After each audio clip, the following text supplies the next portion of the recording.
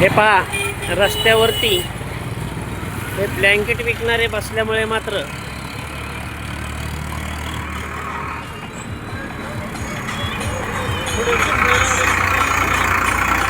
या ठिकाणी वाहतूक कोंडीला पुन्हा सुरुवात झाली.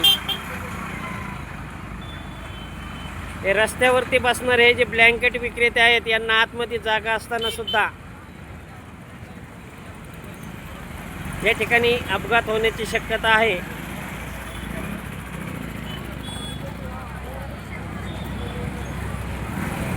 बाजारतळामध्ये जागा असतानाही पहा त्यांची मुजोरी किती आहे. परप्रांतीय यांना प्रशासनास यश येत नाही यांना या ठिकाणी बाजारतळामध्ये पाठवण्यासाठी. अगदी रस्त्याच्या कडेला आपण अपघात होण्याची वाट पाहणार आहोत का, हा सर्वसामान्यांना पडलेला प्रश्न आहे. अगदी वर्दळीच्या रस्त्याच्या कडेलाच हे लोक आठवडे बाजारच्या दिवशी बसून वाहतूक कोंडी करतात. या ठिकाणी वाहतूक कोंडी होऊन पायी चालणाऱ्या ग्राहकांना, बाजारला येणाऱ्यांना या वाहतूक कोंडीचा त्रास होतो आणि पुन्हा मांडवगण फराटामध्ये वाहतूक कोंडी. वाहन चालकांना करावी लागते कसरत. मांडवगण फराटा येथे प्रशासनाकडे सर्वसामान्याचे लक्ष.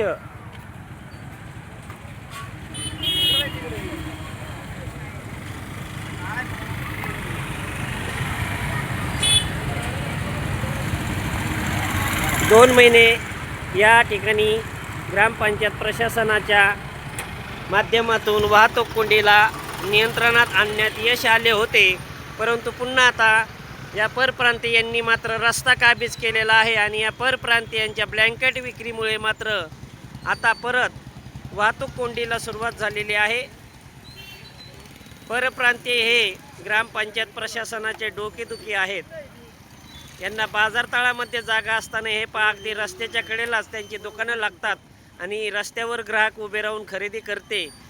या ठिकाणी मात्र अपघात होण्याची शक्यता नाकारता येत नाही. अपघात झाल्यास जबाबदार कोण? मांडवगण फराटा येथे पुन्हा वाहतूक कोंडी.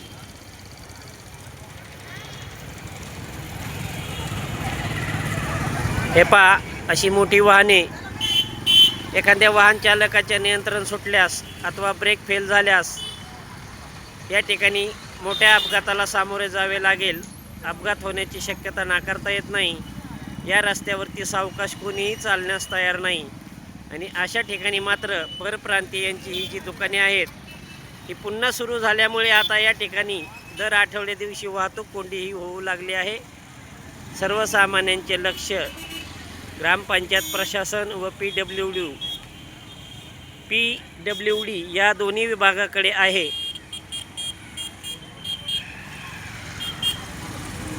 हा सतत वाहणारा रस्ता, या ठिकाणी रात्रीची होत असलेली ही वाहतूक कोंडी, ही परप्रांतीयांची दुकाने, ही ग्रामपंचायत प्रशासनाची डोकेदुखी होऊ लागली आहेत.